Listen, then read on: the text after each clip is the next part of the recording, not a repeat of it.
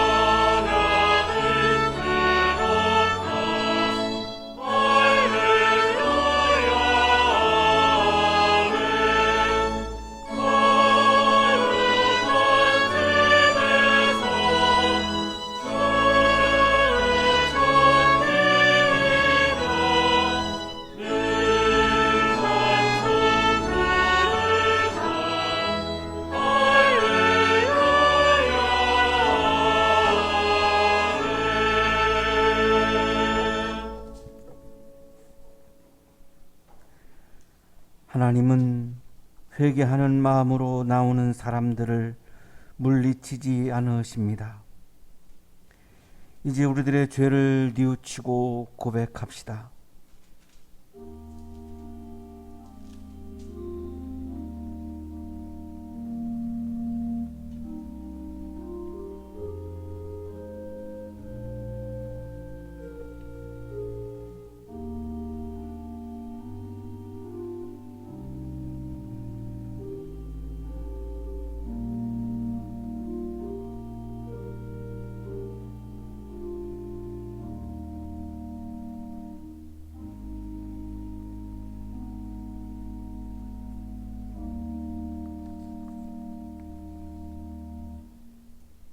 우리가 우리 죄를 자백하면 하나님은 신실하시고 의로우신 분이셔서 우리 죄를 용서하시고 모든 불의에서 우리를 깨끗하게 해 주실 것입니다. 아멘.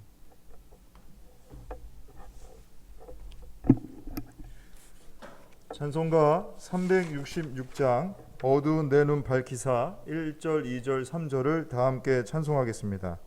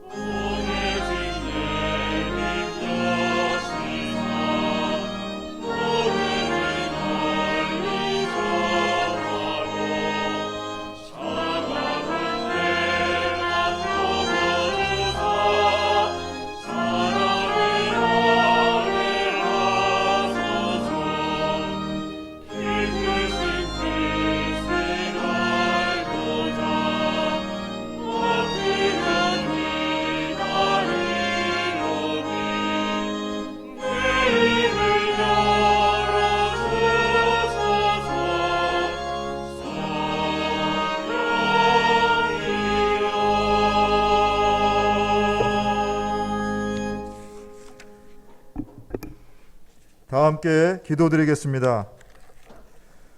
우리에게 오신 주님을 찬양합니다. 창조절 넷째 주일로 지켜 예배드리는 오늘 주님의 십자가를 바라보며 지극하신 사랑을 기억합니다. 한 영혼을 귀하게 여기시며 우리를 구원하시려고 하늘 보좌로부터 낮은 이 땅에 찾아오신 그 은혜에 감사를 드립니다. 사랑의 주님, 코로나 감염증의 엄중한 상황 속에서도 지난 추석 명절 연휴를 은혜롭고 안전하게 지낼 수 있도록 지켜주셔서 감사합니다. 비록 저희가 각자의 처소에서 예배 드릴지라도 온 맘 다해 주님만을 예배하기를 소망합니다. 전심으로 예배하는 이 시간 우리가 있는 처소를 기억하여 주시고 거룩하게 구별하여 주옵소서. 살아계신 하나님의 교회요 진리의 기둥과 터 하나님께서 한양대학교회를 세워주셨으니 하나님 나라의 복된 소식을 전할 수 있도록 인도하여 주옵소서. 예수님을 알기 전 이기적인 습관과 욕망을 버리지 못한 채 살아왔으나 이제는 그리스도 예수 안에서 새로운 사람이 되었으니 교회 모든 식구들마다 각자의 삶의 한복판에서 그리스도의 향기 흩날리는 인생 되게 하여 주옵소서. 주위를 둘러보면 지금 이 순간에도 홀로 광야를 지나고 있는 누군가가 있음을 기억합니다. 전 세계를 휩쓴 이 감염병 바이러스의 위협과 끊이지 않는 내전과 갈등, 경제적 빈곤과 궁핍, 그리고 질병 가운데 홀로 외로이 사투를 벌이고 있을 우리 이웃들에게 예수님의 사랑을 전하는 따스한 손길이 되기를 기도합니다. 특별히 코로나 감염병의 확산을 막기 위해서 최전선에서 수고하고 애쓰시는 의료진과 공무원들을 기억하여 주시고 계속되는 이 사회적 거리두기 단계로 인해 생계가 막막해진 자영업자들의 그 희망이 끊이지 않도록 주님께서 도와주시기를 간곡히 기도드립니다. 한 사람은 작고 약하지만 아버지의 마음으로 하나 되어서 이 세상을 향할 때에 황무지와 같았던 이 땅이 하나님 나라가 되어 생명결실 풍성이 맺을 줄로 믿습니다. 영생의 소망으로 십자가 향해 묵묵히 나아가셨던 예수님처럼 세상 그 누구도 알아주지 않을지라도 맡겨진 자리에서 이름도 없이 빛도 없이 묵묵히 사명 감당하는 한양대학교의 모든 가족들이 되게 하여 주옵소서. 오랜 기간 교제가 쉽지 않은 상황이지만 예수님 안에서 한 형제 자매됨을 믿고 서로를 위해 기도할 때에 우리 한양대학교회에 연로하신 어르신들의 건강 지켜주시고 한양동산의 모든 교직원과 학생들, 특히 먼 이국에서 유학 온 유학생들의 삶 속에 찾아가 주셔서 친히 나아갈 길을 인도해 주실 줄로 믿습니다. 오늘도 하나님의 음성 들려주시기 위해서 주님의 주신 말씀 들고 단위에 세워주신 이천진 담임 목사님께 성령님께서 지혜와 총명을 더하여 주셔서 생명력 넘치는 영의 양식 되게 하여 주옵소서. 듣는 이마다 마음의 문을 열고 주님의 말씀을 경청할 때에 예수님 안에서 풍성한 생명을 누리며 제자로 살아가는 참된 기쁨을 맛보게 될 줄로 믿습니다. 오직 주의 영광을 위해 보이지 않는 곳에서 예배를 섬기시는 우리 방송실 사역자, 그리고 성가대 중창단, 오케스트라와 반주하시는 손길 위에 주님의 크신 은혜가 함께하기를 간절히 기도하며 우리의 하늘 소망 되시는 예수님의 이름으로 기도드렸습니다. 아멘.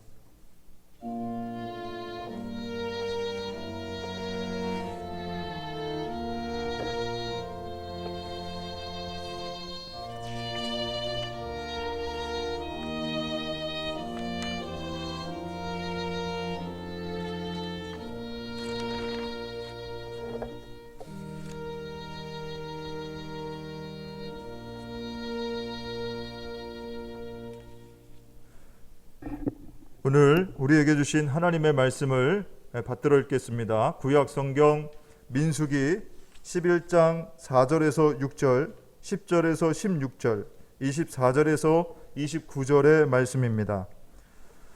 이스라엘 자손 가운데 섞여 살던 무리들이 먹을 것 때문에 탐욕을 품으니 이스라엘 자손들도 또다시 울며 불평하였다.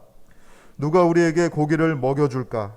이집트에서 생선을 공짜로 먹던 것이 기억에 생생한데 그 밖에도 오이와 수박과 부추와 파와 마늘이 눈에 선한데 이제 우리 눈에 보이는 것이라고는 이 만나밖에 없으니 입맛마저 떨어졌다. 모세는 백성이 각 가족별로 제각기 자기 장막 어귀에서 우는 소리를 들었다. 주님께서 이 일로 대단히 노하셨고 모세는 그 앞에서 걱정이 태산 같았다. 모세가 주님께 여쭈었다. 어찌하여 주님께서는 주님의 종을 이렇게도 괴롭게 하십니까? 어찌하여 저를 주님의 눈밖에 벗어나게 하시어 이 모든 백성을 저에게 짊어지우십니까? 이 모든 백성을 제가 베기라도 했습니까? 제가 그들을 낚기라도 했습니까? 어찌하여 저더러 주님께서 그들의 조상에게 맹세하신 땅으로 마치 유모가 젖먹이를 품듯이 그들을 품에 품고 가라고 하십니까? 백성은 저를 보고 울면서 우리가 먹을 수 있는 고기를 달라 하고 외치는데 이 모든 백성에게 줄 고기를 제가 어디서 구할 수 있습니까? 저 혼자서는 도저히 이 모든 백성을 짊어질 수 없습니다. 저에게는 너무 무겁습니다. 주님께서 저에게 정말로 이렇게 하셔야 하겠다면, 그리고 제가 주님의 눈밖에 나지 않았다면 제발 저를 죽이셔서 제가 이 공경을 당하지 않게 해주십시오. 주님께서 모세에게 대답하셨다. 이스라엘 장로들 가운데서 내가 백성의 장로들 또는 그 지도자라고 알고 있는 사람들 이름명을 나에게로 불러오너라. 너는 그들을 데리고 회막으로 와서 그들과 함께 서라. 모세가 나가서 주님께서 하신 말씀을 백성에게 전달하였다. 그는 백성의 장로들 가운데서 이름명을 불러 모아 그들을 장막에 둘러 세웠다. 그때에 주님께서 구름에 휩싸여 내려오셔서 모세와 더불어 말씀하시고 모세에게 내린 영을 장로들 이름명에게 내리셨다. 그 영이 그들 위에 내려와 머물자 그들이 예언하였다. 이것은 처음이자 마지막이다. 그들은 다시는 예언하지 않았다. 그런데 두 남자가 진 안에 남아 있었다. 하나의 이름은 엘닷이고 다른 하나의 이름은 메닷이었다. 그들은 명단에 올라 있던 이들이지만 장막으로 가지 않았다. 그런데 영이 그들 위로 내려와 머물자 그들도 진에서 예언하였다. 한 소년이 모세에게 달려와서 엘닷과 메닷이 진에서 예언하였다고 알렸다. 그러자 젊을 때부터 모세를 곁에서 모셔온 눈의 아들 여호수아가 나서서 모세에게 말하였다. 어른께서는 이 일을 말리셔야 합니다. 그러자 모세가 그에게 말하였다. 내가 나를 두고 질투하느냐? 나는 오히려 주님께서 주님의 백성 모두에게 그의 영을 주셔서 그들 모두가 예언자가 되었으면 좋겠다. 구약의 말씀입니다.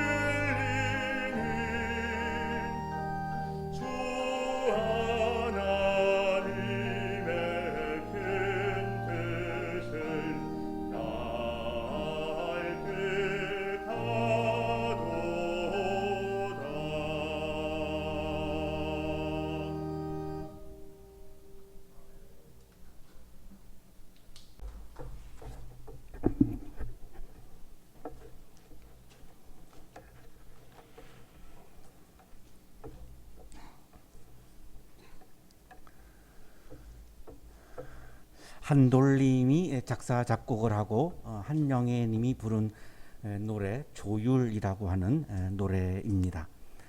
알고 있지 꽃들은 따뜻한 5월이면 꽃을 피워야 한다는 것을, 꽃들은 자신이 봄에 꽃을 피워야 한다는 것을 잘 알고 있습니다. 그리고 자신의 사명과 때를 분명히 알고 있습니다. 알고 있지 철새들은 가을 하늘 때가 되면 날아가야 한다는 것을, 철새들도 자신이 가을에 날아가야 한다는 것을 잘 알고 있습니다. 새들도 자신이 무엇을 해야 하는지, 또 자신이 해야 하는 그 때를 또한 잘 알고 있습니다.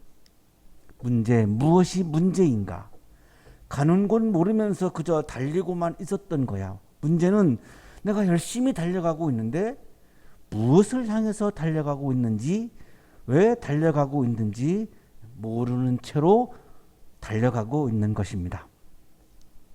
지고지순했던 우리네 마음이 언제부터 진실을 외면해 왔었는지, 나의 마음이 전에는 순수했습니다. 그래서 삶에 대해서 진심이 있었고, 사람들을 향해서도 진실한 마음이 있었고, 하루하루 일상을 내가 진실하게 살았습니다. 그런데 나이가 들면서 지금은 그렇지 않습니다. 거짓을 말할 때도 있고 위선적인 행동을 할 때도 있습니다. 잠자는 하늘님이여 이제 그만 일어나요. 그 옛날 하늘빛처럼 조율 한번 해주세요. 하나님 일어나셔서 나의 마음을, 나의 삶을 하나님의 마음에 맞게 조율해 주십시오. 하나님의 마음과 내 마음이 너무 다르기 때문에, 하나님이 원하시는 삶과 내가 추구하는 삶이 너무나 다르기 때문에 이거를 하나님의 마음에 맞게끔 조율해 주십시오. 이렇게 노래하고 있습니다. 정다웠던 시냇물이 검게 바다로 가고 드높았던 파란 하늘 뿌옇게 보이질 않으니, 친구들과 함께 고기잡이하며 놀았던 정답고 맑은 시냇물이 이제는 검은 물로 변했습니다. 마음을 시원하게 하는 파란 하늘이 흐려져서 이제는 하늘이 보이지도 않게 되었습니다. 마지막 가꾸었던 우리의 사랑도 그렇게 끝이 나는 건 아닌지, 실패를 거듭하다가 마지막이라고 생각하며 최선을 다한 사랑도 끝이 나고 말았습니다. 잠자는 하늘님이여 이제 그만 일어나요. 그 옛날 하늘빛처럼 조율 한번 해주세요. 하나님 일어나셔서 나의 마음을 하나님의 마음에 맞게 조율해 주세요. 내가 살고 있는, 우리가 살고 있는 이 세상을 하나님의 세상에, 하나님의 나라에 맞게 조율해 주세요. 미움이 사랑으로, 분노는 용서로, 나와 다른 사람들을 혐오하지 않고 정죄하지 않고 미워하지 않으면서 살고 싶습니다. 고립은 위로로, 충동이 인내로, 다른 사람들과 내가 다른 생각을 하더라도 고립되지 않고 위로받으며 살고 싶습니다. 부당한 압력을 받을 때 충동적인 마음을 절제하고 정의가 이루어질 것을 믿으며 인내하며 살고 싶습니다.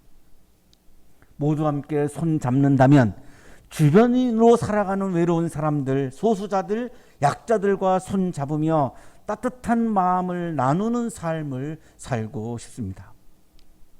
잠자는 하늘님이여 이제 그만 일어나요. 그 옛날 하늘빛처럼 조율 한번 해주세요. 하나님 일어나셔서 나의 마음을 하나님의 마음에 맞게, 이 세상을 하나님의 세상에 맞게 조율해 주십시오. 조율해 주십시오.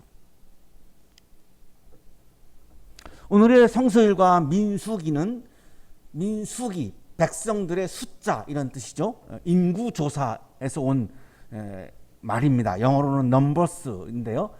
히브리인들이 430년 동안 이집트의 왕의 명령에 맞추어 살았습니다. 왕의 명령에 맞추지 않으면 죽음을 당하기 때문에 이집트의 왕의 명령에 맞추어 살았습니다. 자, 근데 이제는 이집트에서 나왔습니다. 이제 가나안 땅으로 갑니다. 자, 그러면 이제는 누구의 말에 맞추어 살 것인가? 하나님이 출애굽을 시켜주셨기 때문에 이제 하나님의 나라에 들어가서 살기 때문에 하나님이 왕이신, 왕이 없는 신정 국가에서 살기 때문에 이제는 하나님의 말씀에 맞추는 삶으로 조율을 해야 합니다. 그래야 가나안 땅에서 살아갈 수 있습니다. 이 조율을 하기 위해서 광야에서 여행을 했습니다. 이집트에서 가나안까지가 약 640km인데 걸으면 한 2, 3개월 가는 거리입니다.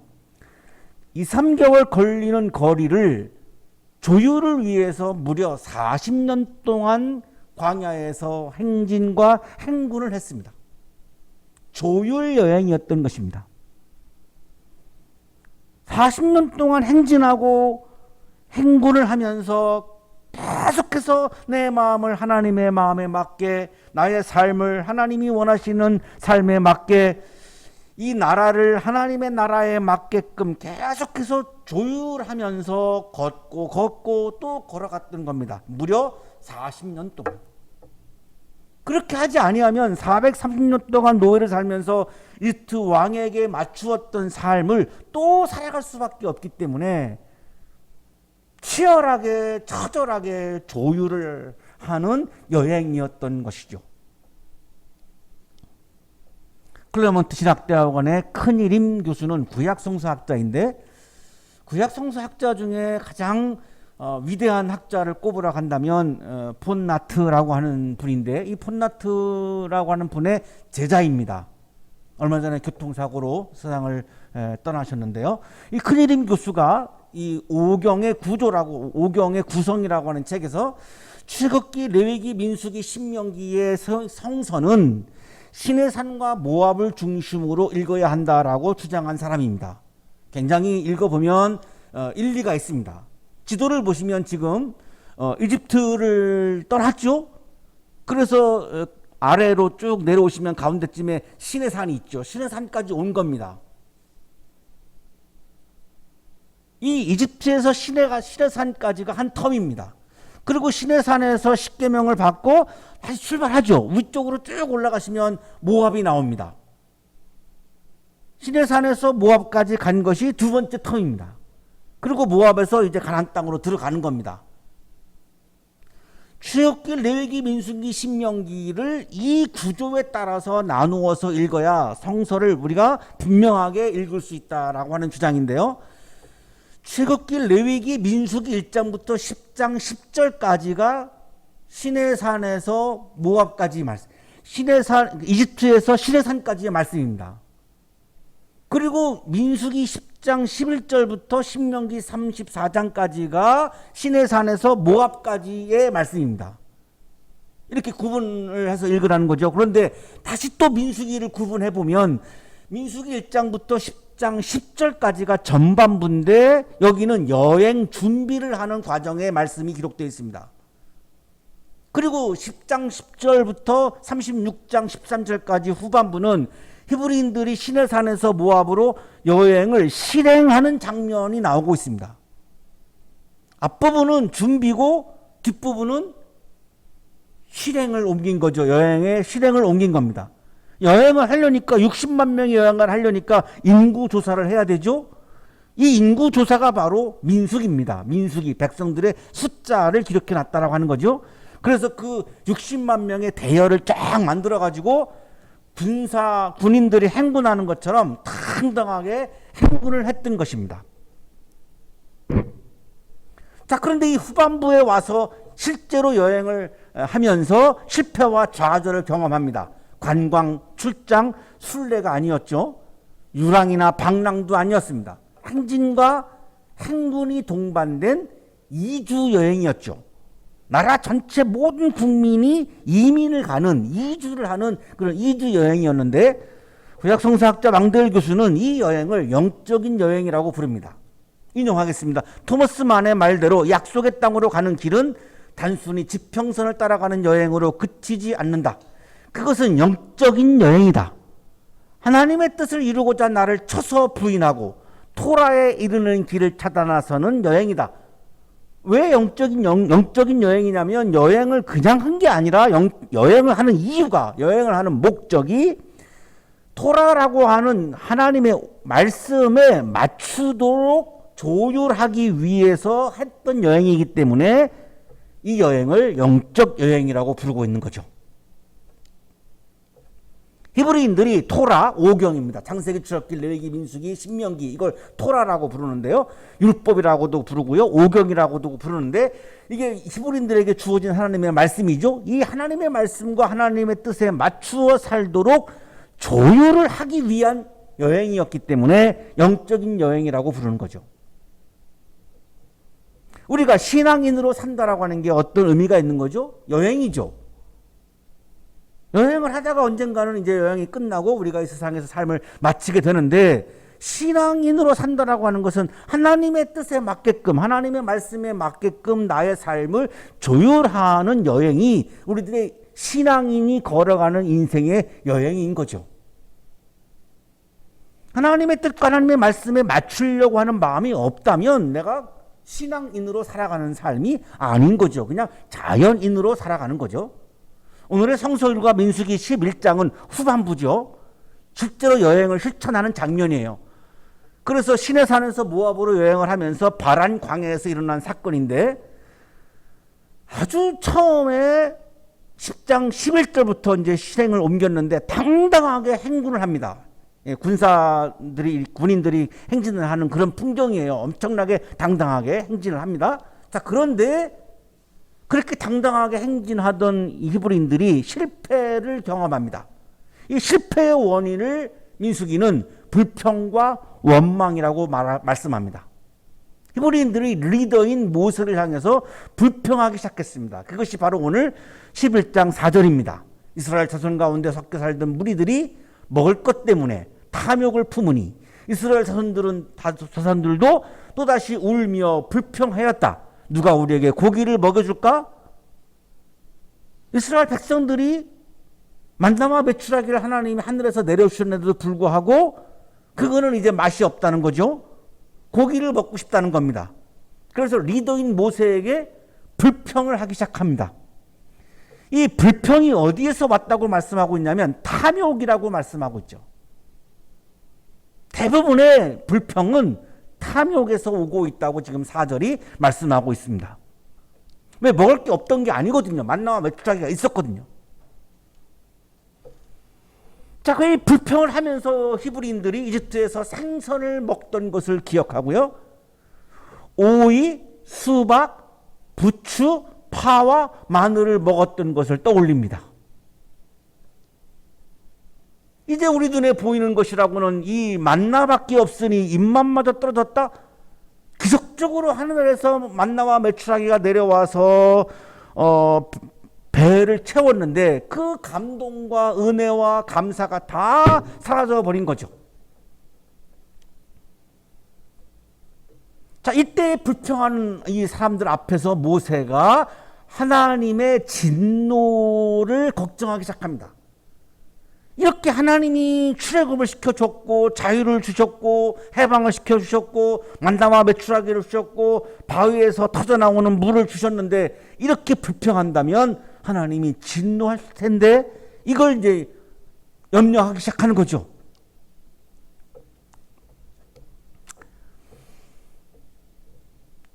자, 그래서 모세가 하나님께 이제 말씀을 드리죠. 왜 이 모든 백성을 저에게 짊어주십니까? 내가 왜 이 일을 해야 합니까? 내가 왜 히브리인들을 이끌고 가나안 땅까지 가는 그 역할을 내가 왜 해야 됩니까? 나는 왕도 아니고 내가 무슨 제사장도 아니고 예언자도 아니고 내가 아무것도 아닌데 왜 나한테 이 일을 맡기십니까? 이제 이렇게 질문하는 거죠.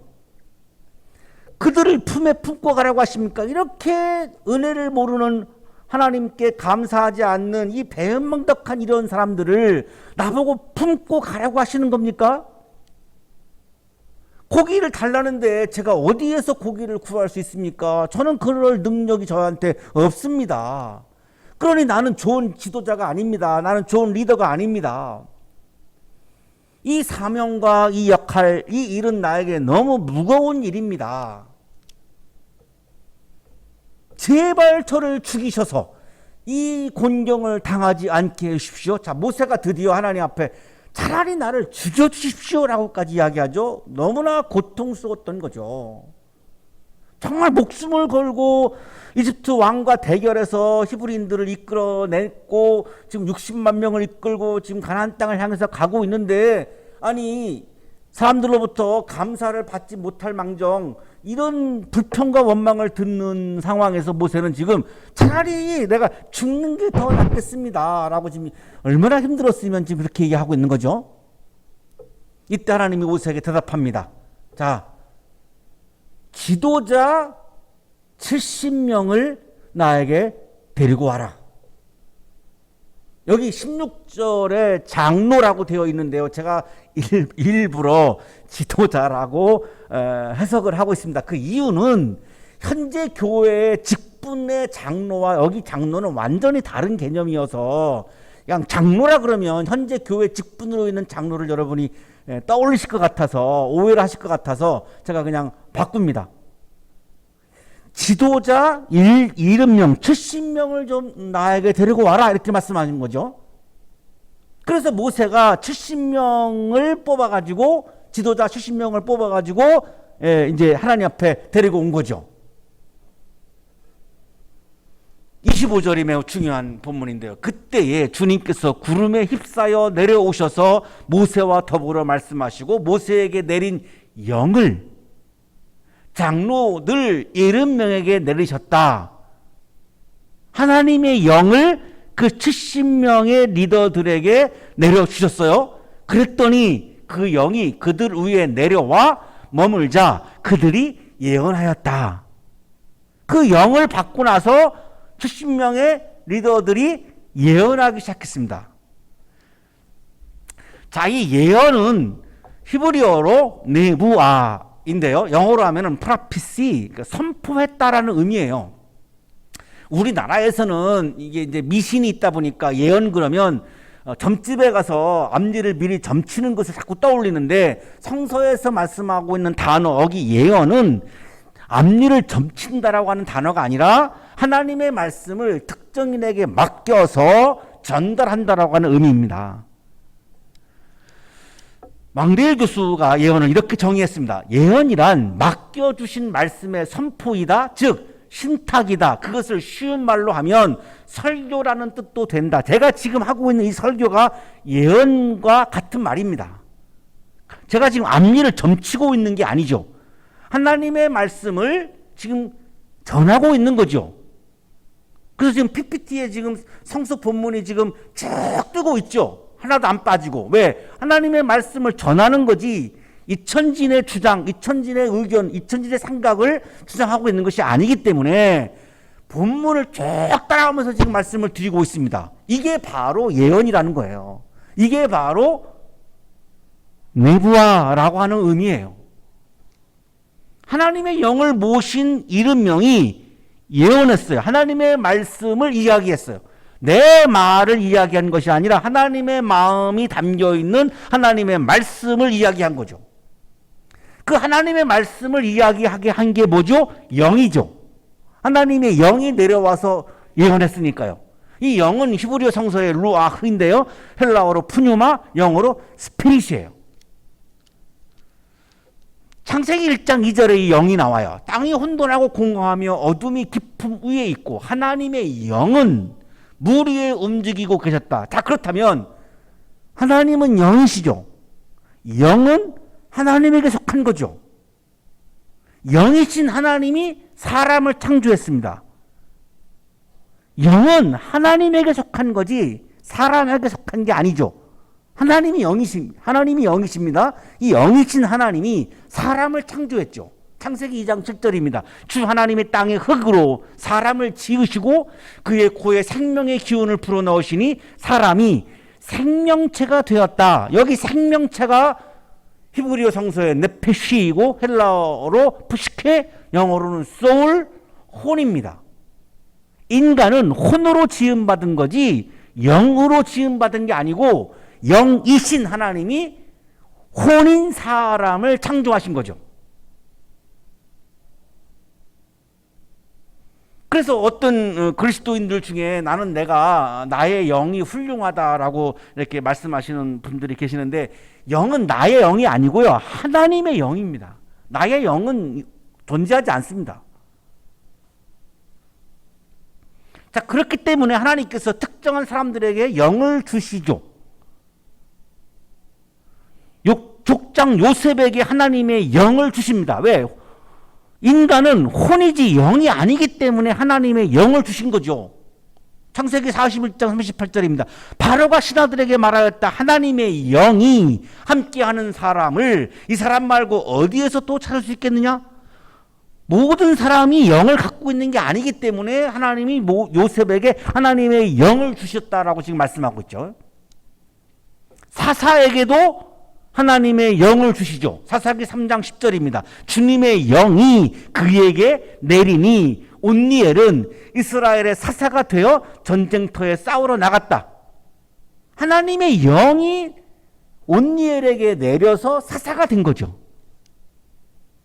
왕에게 내립니다. 사울에게 내리는 장면입니다. 사무엘상 11장 6절. 이 말을 듣고 있을 때 사울에게 하나님의 영이 세차게 내리니 그가 무섭게 분노를 터뜨렸다. 하나님의 영이 사울에게 내렸죠. 예언자 이사야에게 하나님의 영이 내립니다. 이사야 61장 1절입니다. 주님께서 나에게 기름을 부으시니 주 하나님의 영이 나에게 임하셨다. 하나님의 영이 임하는 거지 나의 영이 아닌 거죠. 하나님께서 특정한 사람들, 족장, 사사, 왕, 이 예언자들에게 하나님의 영을 내려주셨습니다. 그 이유는 아까 본문에서 나왔죠. 하나님의 영이 내려야 내가 하나님의 말씀을 이야기할 수 있기 때문입니다. 자, 그러다가 바벨론 포로기 이후에 요엘 예언자에게 하나님께서 모든 사람에게 하나님의 영을 주시겠다고 말씀합니다. 요엘서 2장 28절입니다. 그런 다음에 내가 모든 사람에게 나의 영을 부어주겠다. 모든 사람들에게 영을 부어주겠다는 거죠. 그래서 하나님이 모든 사람에게 영을 부어주셨죠. 그러나 나의 마음에 나의 뜻을 가득 채우고 하나님의 영, 하나님의 뜻, 하나님의 마음, 하나님의 말씀을 내가 받아들이지 아니하면 내 안에 하나님의 영이 존재할 수가 없습니다. 하나님께서는 다 부어주셨어요. 내가 그것을 거부하면 하나님의 내 영이 내 마음에 존재할 수가 없지요. 내가 영적으로 우월하다고 생각하는 교만한 사람의 마음에는 하나님의 영이 존재하지 않습니다.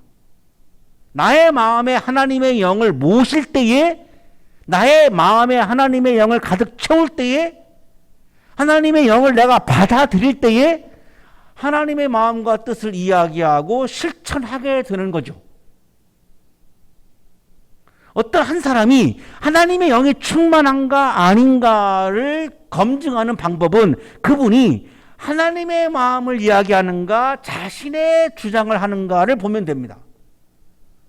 그분의 삶이 하나님의 말씀을 실천하는 것인지 자기의 욕망을 이루기 위해서 실천하는 것인지 이거를 보면 그분이 하나님의 영이 충만한가 아닌가를 대번 우리가 알 수 있고 검증할 수가 있죠.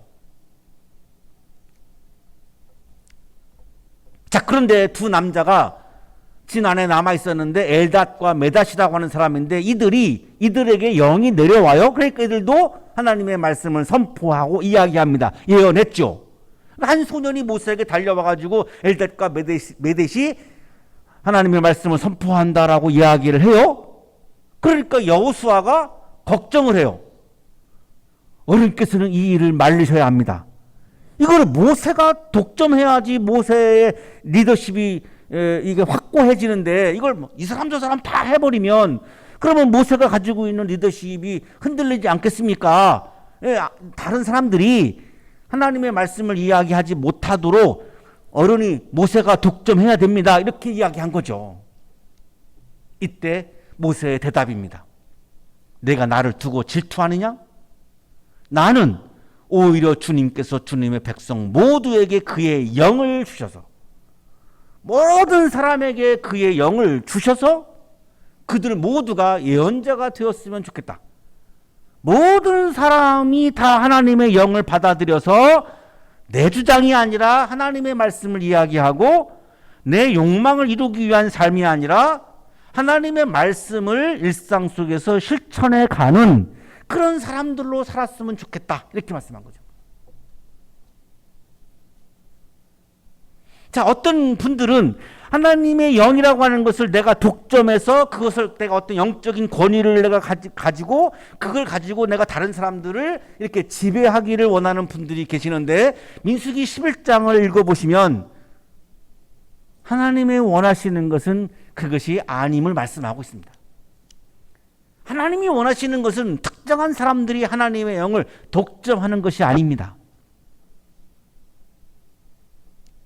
하나님이 원하시는 것은 모든 사람들이 하나님의 영을 마음에 모시고 하나님의 영을 받아들이고 하나님의 스피릿, 하나님의 마음, 하나님의 정신, 하나님의 뜻, 하나님의 말씀을 좀 받아들이고, 그러면 내 마음을 채우고 있었던 내 욕망, 나의 뜻, 나의 이데올로기, 나의 철학, 이런 것들이 있을 자리가 없어지죠. 하나님의 영이 가득 채워지면. 그러면 그때에 모든 사람들이 하나님의 마음과 뜻을 이야기하고 하나님의 말씀을 실천하게 되니까 그 상태가 바로 하나님이 다스리시는 하나님의 나라가 이루어지는 상태인 거죠. 하나님이 원하시는 것은 그걸 원하신다는 겁니다. 하나님이 원하시는 것은 나의 나라가 이루어지는 것을 원하시는 거죠. 내 나라가 아니라 하나님의 나라가 이루어지는 것을 원하시는 거죠. 그러나 나의 뜻을 주장하면서 나의 욕망을 위해서 살아간다라고 하는 것은 내가 내 자신의 나라에서 살아가고 있는 거고, 그것은 신앙인이 아니라 그냥 자연인으로 살아가는 모습인 거죠. 하나님은 오늘도 우리들을 향해서 원하십니다. 모든 사람들이 하나님의 영을 받아들이고 하나님의 영을 마음에 모시고 하나님의 영을 가득 마음에 채우고 일상 속에서 하나님의 말씀을 이야기하고 하나님의 정의를 이야기하고 하나님의 뜻을 이야기하고, 그래서 모든 사람들이 행복하게 살아가는 하나님의 나라를 이루어 가기를 오늘 우리들을 향해서 원하고 계십니다. 여러분의 마음속에 하나님의 영을 가득 채우셔서 하나님 나라에서 살아가는 하나님 나라의 기쁨이 충만하셔서 코로나의 어려움을 그 기쁨으로 이겨내시는 여러분이 삶이 되시기를 주님의 이름으로 축복합니다. 기도드리겠습니다.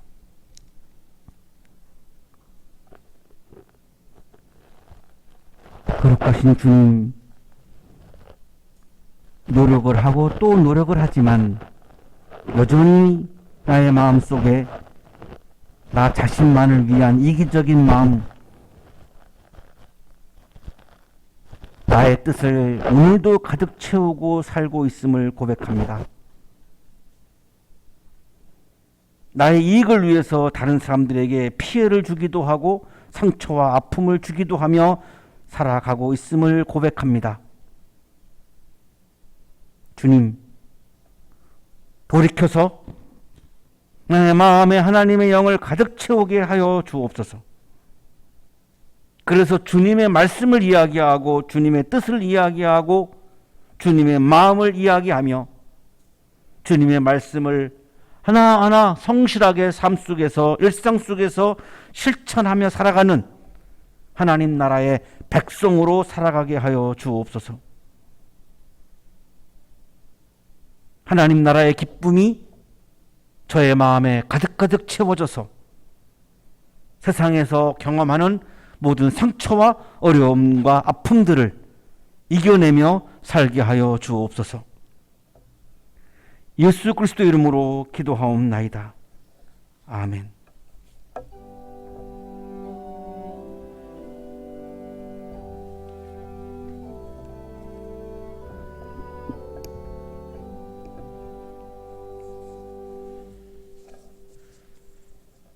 오늘은 창조절 넷째 주일입니다. 다음 주일은 창조절 다섯째 주일로 지킵니다. 해당 성서일과 본문은 창세기 2장 18절에서 24절입니다. 해당 본문을 가지고 담임 목사님께서 한봄이라는 제목으로 말씀 전해 주실 텐데 주중에 말씀을 충분히 묵상하셔서 예배 가운데 크신 은혜가 있으시기를 바랍니다. 우리 교회는 매일 아침 9시면 몸이 편찮으신 분들을 위해서 함께 기도를 드리고 있습니다. 여러분 마음을 모아주시고 더불어서 신종 감염병 확산세가 끊이지 않고 있는데 국민들의 안전과 환자들 그리고 환우들의 가족들 그리고 위험을 무릅쓰는 의료진 또 한양대학교 학생과 유학생 교직원분들 한양학원의 모든 구성원분들 위해서 따뜻한 마음으로 기도해 주시기 바랍니다. 우리 교회는 감염병의 확산을 막기 위해서 온라인으로 예배를 드리고 있습니다. 주일 11시에 가족들과 함께 예배를 가정에서 함께 드리시기를 바랍니다. 금요일 오후면 교회 홈페이지와 유튜브에 해당 영상을 올리고 있고 주일 오전 9시에 휴대폰으로 해당 링크를 보내드리고 있습니다. 가정에서 드리는 온라인 예배가 장기화됨으로 인해서 이제 예물을 드리실 분들은 계좌 이체로 봉헌해 주시는데 자세한 내용 안내사항은 문자로 발송해 드렸습니다. 지난주에 안내 드린 바와 같이 계좌 이체해 주실 때에 주일헌금의 경우 성함 옆에다가 주 11조는 성함 옆에 10, 감사헌금의 경우는 성함 옆에 감 이렇게 표시해 주시면 재무부에서 분류하실 때 큰 도움이 됩니다. 이 사항이 어려우신 분들은 기존과 같이 문자로 연락을 주셔도 되겠습니다. 교회 소식을 이상과 같이 알려드렸습니다. 주님 앞에 예물을 드리겠습니다.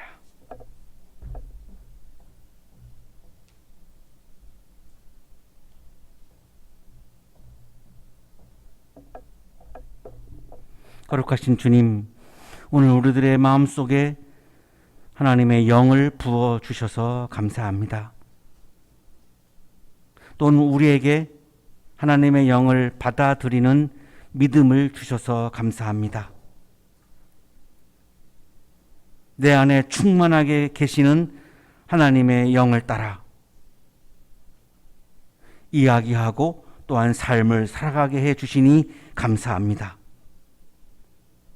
저의 마음에 하나님의 영이 충만하여 하나님 나라의 기쁨이 가득 채워주시니 주님 감사합니다. 감사의 마음을 예물에 담아 드리오니 기쁘게 받아주시고 예물을 드리는 손길 위에 크신 은혜를 부어 주옵소서. 예수 그리스도 이름으로 기도하옵나이다. 아멘.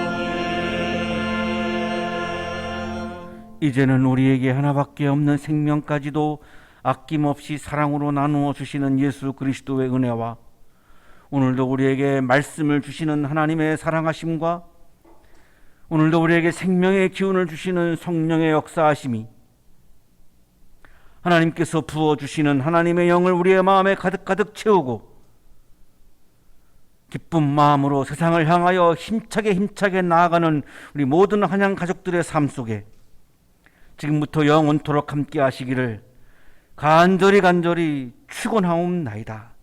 아멘.